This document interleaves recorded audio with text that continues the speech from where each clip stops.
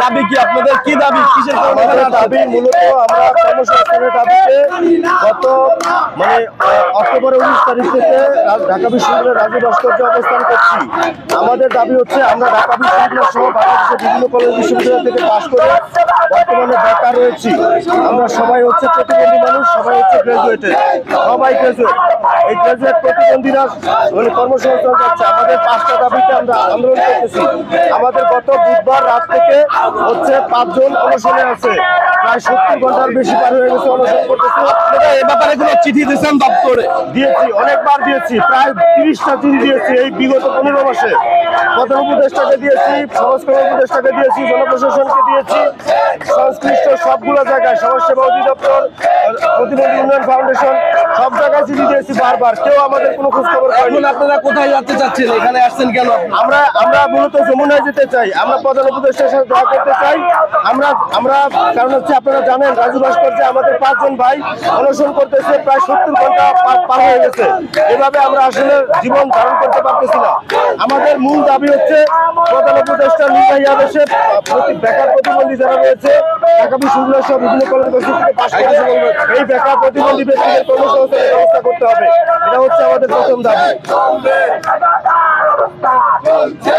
ভাই কিছু আমাদের ভাইস কমিটির আপনারা জানেন আমরা একটানা লাগাতার 22 দিন যাবত আন্দোলন করছি। ইতিমধ্যে আমাদের 500 জনের একটি দল অনশনে বসেছে, যারা প্রায় 90 ঘন্টার মধ্যে অনশনে আছে রাজু ভাস্কর্যে। জানেন আমরা আমাদের দাবিতে আন্দোলন করছি। আমাদের দাবি হচ্ছে প্রধানমন্ত্রী সাক্ষাতের মাধ্যমে আমাদের যে 5 দফা দাবি আছে এই দাবিগুলো মেনে হোক। আমাদের অধিকার, কর্মসংস্থানের অধিকার, সাংবিধানিক অধিকার, সেই অধিকারগুলো আমাদের ফিরিয়ে দেওয়া হোক। আমরা চাই আমাদের অধিকারগুলো অতি দ্রুত বাস্তবায়ন হয়। আমরা যেন এখানে যারা গ্র্যাজুয়েশন করা কমপ্লিট করা সবাই যেন চাকরি পাই, আমরা যেন কেউ বেকার না থাকি। আমরা এত কষ্ট করে পড়াশোনা করেছি, এত সংগ্রাম করেছি, এত কিছু করার পরেও আমাদের আজকে এই অবস্থা। আমরা তো অনেক সাধারণ মানুষের মতো কিছু করতে পারি না, আমাদের সীমাবদ্ধতা আছে। এই জায়গা থেকে এত সংগ্রাম করার পরে যদি আমরা কর্মসংস্থানের স্বীকৃতি না পাই, তাহলে তো আমাদের এই জীবন রাখে সামান্য হয়ে যাবে। আমরা চাইলে ভিক্ষা করতে পারবো না, আমাদের আত্মমর্যাদা লাগবে।